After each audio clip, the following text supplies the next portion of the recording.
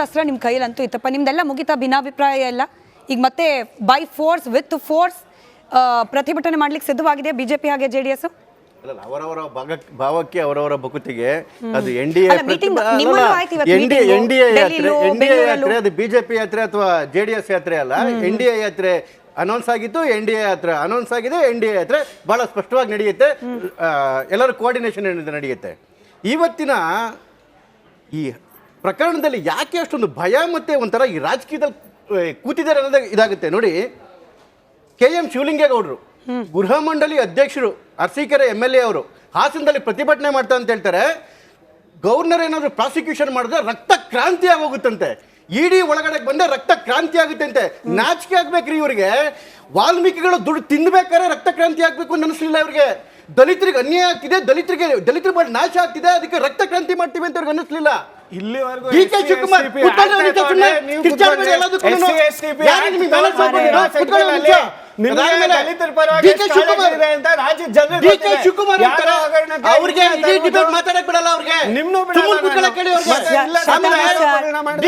Sir ಹಂಗ ಹೇಳಿರೋದ್ ನಿಜಪ್ಪ. ಬೇಕಾದ್ರೆ ನಿಮ್ಗೆ ಇನ್ನೊಂದ್ಸತಿ ಹಾಕಿ ತೋರಿಸ್ತೀವಿ ಶಿವಲಿಂಗೇಗೌಡ್ರು ಬೈಟು ಹೇಳಿರೋದ್ ನಿಜ. ಅದು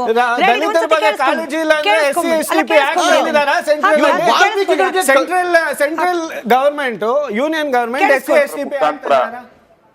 ಮುಖ್ಯಮಂತ್ರಿಗಳ ಮೇಲೆ ಪ್ರಾಸಿಕ್ಯೂಷನ್ ತನಿಖೆ ಮಾಡತಕ್ಕಂತ ಆದೇಶವನ್ನ ಮಾಡ್ತಾರೆ ಅಂತಕ್ಕಂತ ಸೂಚನೆ ಕೆಲವು ಮಾಧ್ಯಮಗಳ ಮುಖಾಂತರ ಮತ್ತೆ ದಟ್ಟವಾಗಿ ವರದಿ ಹಬ್ಬಿತ್ತು.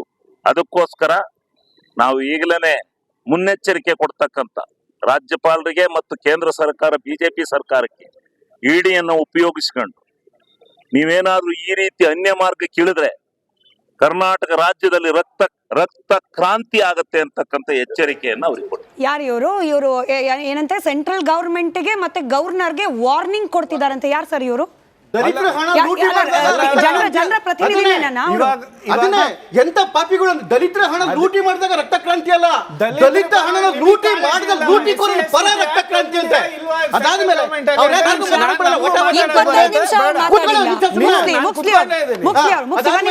DK ಶಿವಕುಮಾರ್ ಪ್ರಜಾಪ್ರಭುತ್ವದ ಕಗ್ಗೊಲೆ. ಪಾಪ ರೈತ ದಲಿತರು ಬಹಳ ಹಾಳಾಗೋಗ್ತಾ ಇದೆ, ಅದು ಪ್ರಜಾಪ್ರಭುತ್ವದ ಕಗ್ಗೊಲೆ ಅಲ್ಲ.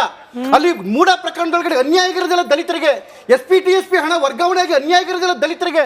ವಾಲ್ಮೀಕಿ ಹಗರಣದಲ್ಲಿ ಅನ್ಯಾಯ ಆಗಿರೋದಿಲ್ಲ ದಲಿತರಿಗೆ. ಆವಾಗ ಪ್ರಜಾಪ್ರಭುತ್ವದ ಕಗ್ಗೊಲೆ ಆಗಲಿಲ್ಲ. ಮಿಸ್ಟರ್ CM ಅವರು ಬೆಳಗ್ಗೆ ಉಪಹಾರದ ಮೀಟಿಂಗ್ ಕರೀತಾರೆ. ಪ್ರವಾಹ ಆಗ್ತಾ ಇದೆ, ಒಬ್ಬರು ಏನು ಮಿನಿಸ್ಟ್ರಿಗಳು ಪ್ರವಾಹ ಜಾಗಕ್ಕೆ ಹೋಗಿ ಮೀಟಿಂಗ್ ಕರೆಯಲ್ಲ. ಏನು ಮನೆಗಳು ಉಳ್ಳೋಗ್ತಾ ಇದ್ದಾವೆ, ಪ್ರವಾಸ ಮಾಡಿ ಮೀಟಿಂಗ್ ಕರೆಯಲ್ಲ. ನನ್ನನ್ನು ಕಾಪಾಡಿಯಪ್ಪ, ನನ್ನನ್ನು ಕಾಪಾಡಿ ಅಂತೇಳಿ ಮೀಟಿಂಗ್ ಕರೀತಾರೆ ಇವರು ನೋಡ್ಕೊಂಬನ್ನಿ ಇಲ್ಲಿಗೆ. ಕ್ಯಾಬಿನೆಟ್ಟು ಇವನು DK ಶಿವಕುಮಾರ್ ಕಳ್ತನ ಮಾಡಿ CBI ಹೋದಾಗ ಅಪ್ರೂವಲ್ ಕೊಡಬೇಡಿ ಅಂತ ಹೇಳಿ ಅಪ್ರೂವಲ್ ಹೋಗಿ ಅಂತ ಹೇಳಿ ಕ್ಯಾಬಿನೆಟ್ ವಿಡ್ರಾಲ್ ಮಾಡುತ್ತೆ. ಆ ಕ್ಯಾಬಿನೆಟ್ ಇವ್ರು ಯಾರು ಕಳ್ಳ ಅನ್ನಕ್ಕೆ? ಭ್ರಷ್ಟಾಚಾರದ ಪಿತಾಮಹರು. 30 ಸೆಕೆಂಡ್ ಕೇವಲ ಬಿಜೆಪಿ ವಕ್ತಾರ ಮಾತ್ರ. 30 ಸೆಕೆಂಡ್ ಮುಗಿಸಿ ಸರ್ ಬೇಗ. ಇವ್ರು ಅಂತ ಹೇಳಿದ್ರೆ ಸಿದ್ದರಾಮಯ್ಯ DK ಶಿವಕುಮಾರ್ ಕಳ್ತನ ಮಾಡಿದಾಗ ಕ್ಯಾಬಿನೆಟ್ಗೆ ಇವರು ಹೆಡ್ ಮಾಡ್ಬಿಟ್ಟು ಅಪ್ರೂವಲ್ ವಾಪಸ್ ತಗೊಂತಾರೆ. ಸಿದ್ದರಾಮಯ್ಯ ಕಳ್ತನ ಮಾಡಿದಾಗ DK ಶಿವಕುಮಾರ್ ಕ್ಯಾಬಿನೆಟ್ ಹೆಡ್ ಆಗ್ಬಿಟ್ಟು ಅದರಿಂದ ವಾಪಸ್ ತಗೊಂತಾರೆ. ನೀನ್ ಕಳ್ತನ ಮಾಡಿದಾಗ ನಾನು ಇರ್ತೀನಿ, ನಾನ್ ಕಳ್ತನ ಮಾಡಿದಾಗ ನೀನ್ ಇರ್ತೀನಿ ಅಂತ ಹೇಳಿ ನಾನು ವಿನಂತಿ ಮಾಡ್ತಾ ಇದ್ದೀನಿ. ಶುರುವಲ್ಲೇ ಹಾಕ್ಬಿಟ್ಟಿರ್ತೀವಿ. ಇಲ್ಲಿ ಬರೋ ವಕ್ತಾರರ ಹೇಳಿಕೆ ಅವ್ರಿಗೆ ಮಾತ್ರ, ಅದಕ್ಕೂ ನಮ್ಮ ಚಾನಲ್ಗೂ ಸಂಬಂಧ ಇಲ್ಲ ಅಂತ ಹೇಳಿ ಮುಂದುವರಿಸಿ ಬೇಗ. ನೋಡಿ, ಹಂಸರಾಜ್ ಭಾರದ್ವಾಜ್ ಅವರು ಪ್ರಾಸಿಕ್ಯೂಷನ್ ಕೊಟ್ಟಾಗ್ಲೂ ಕೂಡ ಕ್ಯಾಬಿನೆಟ್ ಇದೇ ತರ ಡಿಸಿಷನ್ ಇತ್ತು. ನಾವೇ ನಿಂಗೆ ಹಂಗಾಮ ಮಚಾವ ಮಾಡಿದ್ವಾ? ಆಯ್ತು. ಅಲ್ಲಿಂದ ಸ್ಪಷ್ಟವಾಗಿ ಯಡಿಯೂರಪ್ಪನವರು ಕ್ಲೀನ್ ಚಿಟ್ ತಗೊಂಡು ಆಚೆ ಕಡೆಗೆ ಬಂದ್ರು.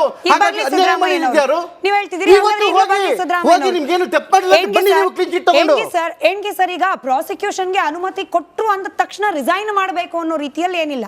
ಅದಾದ್ಮೇಲೂ ಕೂಡ ಒಂದಷ್ಟು ಪ್ರಕ್ರಿಯೆಗಳಾಗೋದು ಬಾಕಿ ಇರುತ್ತೆ. ಅದ್ರ ಬಗ್ಗೆ ಹೇಳೋದಾದ್ರೆ ನೋಡಿ, ಕೊಟ್ಟಿರೋದು ಬರೀ ಶೋಕಾಸ್ ನೋಟಿಸ್. ಯಾವ್ದಕ್ಕೆ ಇಷ್ಟೊಂದು ಅಲ್ಲೋಲ ಕಲ್ಲೋಲ ಆಗ್ತಾ ಇದೆ ಅಂತ ನನಗೆ ಗೊತ್ತಿಲ್ಲ. ಒಂದು ನೋಟಿಸ್ ಕೊಟ್ಟಿದ್ದಾರೆ, ಈ ತರ ನಿಮ್ ಮೇಲೆ ಆರೋಪ ಇದೆ, ಅದಕ್ಕೆ ಉತ್ತರ ಕೊಡಿ ಅಂತ ಹೇಳಿ. ನೋಟಿಸಿಗೆ ಸರಿಯಾಗಿ ಉತ್ತರ ಕೊಟ್ರೆ, ಅವರೆಲ್ಲ ಕಾನೂನಾತ್ಮಕವಾಗಿ ಸಾಕ್ಷಿ ಸಮೇತ ಎಲ್ಲ ಉತ್ತರ ಕೊಟ್ರೆ ಗವರ್ನರ್ ಅದನ್ನು ಪರಿಶೀಲಿಸಲೇಬೇಕಾಗತ್ತೆ. ಮಾಡ್ತೀವಿ ಅನ್ನೋ ಪ್ರಶ್ನೆ ಇಲ್ಲ, ಅದು ಪರಿಶೀಲಿಸಲೇಬೇಕಾಗತ್ತೆ. ಅದಕ್ಕೆ ರೀಸನ್ ಆರ್ಡರ್ ಬರೀಬೇಕಾಗತ್ತೆ. ಅದನ್ನ ಎಲ್ಲಾ ನೋಡಿದ ನಂತರ ಅವ್ರು ಸ್ಯಾಂಕ್ಷನ್ ಕೊಡಬಹುದು, ಕೊಡದೇನೆ ಇರ್ಬೋದು. ಈ ಯಾಕೆ ಇಷ್ಟೊಂದು ಅಲ್ಲೋಲ ಕಲ್ಲೋಲ ಆಗ್ತಾ ಇರೋದು? ಪೂರ್ವಾಗ್ರಹ ಇದ್ರ ಪೀಡಿತರಾಗಿರೋ ಜೊತೆಗೆ ಯಡಿಯೂರಪ್ಪನವರ ಪ್ರಕರಣ ಹಾಗೆ ಕೇಜ್ರಿವಾಲ್ ಅವ್ರ ಪ್ರಕರಣ, ಹೇಮಂತ್ ಸೊರೇನ್ ಪ್ರಕರಣ ಎಲ್ಲ ಕಂಪೇರ್ ಮಾಡಿ ಮಾತನಾಡ್ತಿದ್ದಾರೆ. ನಾನು ಶುರುವಲ್ಲೇ ಹೇಳಿದೆ, ಬೇಸಿಕ್ ಅನುಮಾನ ಇರೋದು ಸಿದ್ದರಾಮಯ್ಯ ಅವರ ಪತ್ನಿ ಹೆಸರಲ್ಲಿದೆ ಸೈಟು. ಡೈರೆಕ್ಟ್ ಆಗಿ ಸಿದ್ದರಾಮಯ್ಯನವರೇ ಅರೆಸ್ಟ್ ಆಗೋ ಹಂತಕ್ಕೆ ಈ ಪ್ರಕರಣ ಹೋಗುತ್ತಾ ಹೆಂಗೆ ಸರ್? ನೋಡಿ, ಮೊದಲನೇ ಪ್ರಶ್ನೆ, ಕೇಜ್ರಿವಾಲ್ ಪ್ರಕರಣದಲ್ಲಿ ಏನಾದ್ರು ಅನ್ಯಾಯ ಆಗಿದೆ ಅನ್ನೋ ಮಾತ್ರಕ್ಕೆ, ಅಥವಾ ಮತ್ತೊಂದು ಕೇಸ್ನಲ್ಲಿ ಅನ್ಯಾಯ ಆಗಿದೆ ಅಥವಾ ಕಾನೂನು ಪ್ರಕ್ರಿಯೆ ಪಾಲನೆ ಆಗಿಲ್ಲ ಅನ್ನೋ ಮಾತ್ರಕ್ಕೆ ಇಲ್ಲಿ ಪಾಲನೆ ಆಗಿಲ್ಲ ಅಂತ ನಾವು ಪೂರ್ವಾಗ್ರಹ ಪೀಡಿತರಾಗಿ ಮಾತನಾಡೋದು ತಪ್ಪಾಗ್ತದೆ. ಇದು ಮೊದಲು. ಎರಡನೇದ್ದು, ಕಾನೂನಾತ್ಮಕವಾಗಿ ಅವಕಾಶ ಕೊಟ್ಟಿದ್ದಾರೆ. ಅವಕಾಶ ಕೊಡಲಾರದೆ ಏನಾದ್ರೂ ನಿರ್ಧಾರ ತಗೊಂಡಿದ್ರೆ ಏನಾದ್ರೂ ಆರೋಪ ಮಾಡೋದ್ರಲ್ಲಿ ಸ್ವಲ್ಪ ಸತ್ಯಾಸತ್ಯತೆ ಇರಬಹುದು ಅಂತ ಅನಿಸ್ತಿತ್ತು.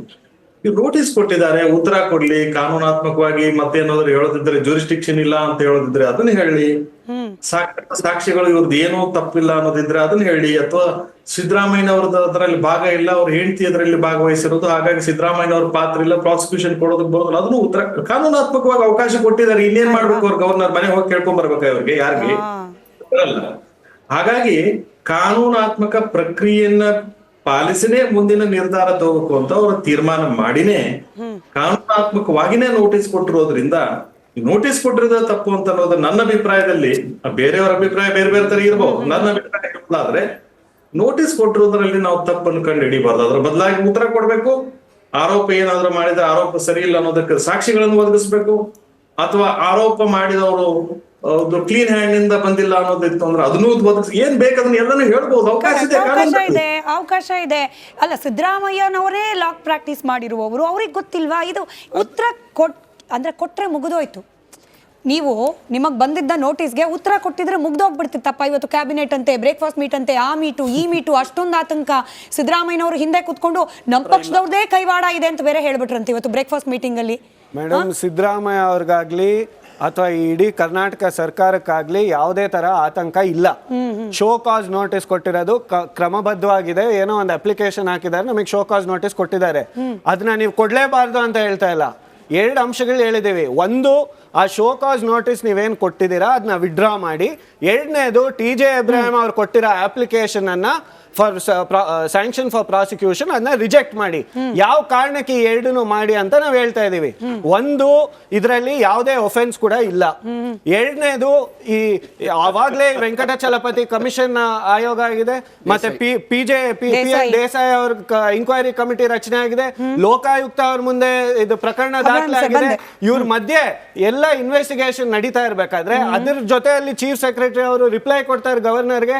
ಅದ್ರ ಮಧ್ಯದಲ್ಲಿ ಪ್ರಾಸಿಕ್ಯೂಷನ್ ಸ್ಯಾಂಕ್ಷನ್ ಕೊಡೋದು. ಒಂದ್ ನಿಮಿಷ ಮುಗಿಸ್ಬಿಡ್ತೀನಿ, ಒಂದೇ ನಿಮಿಷ. ಅದ್ರ ಮಧ್ಯದಲ್ಲಿ ಸ್ಯಾಂಕ್ಷನ್ ಫಾರ್ ಪ್ರಾಸಿಕ್ಯೂಷನ್ ಕೊಡೋದು ಸರಿ ಅಲ್ಲ, ಅದು ತಪ್ಪು. ಅದಕ್ಕೆ ನಿಮ್ ಶೋ ಕಾಸ್ ನೋಟಿಸ್ ಹಿಂತೊಳ್ಳಿ ಅಂತ ಹೇಳ್ತಾರೆ.